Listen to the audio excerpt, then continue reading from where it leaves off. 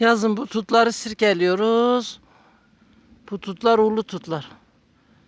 Bunlar 200 yıldan fazla. Bunlarda pestil yapıyoruz, pekmez yapıyoruz. Çala çocuğumuzla beraber yiyoruz.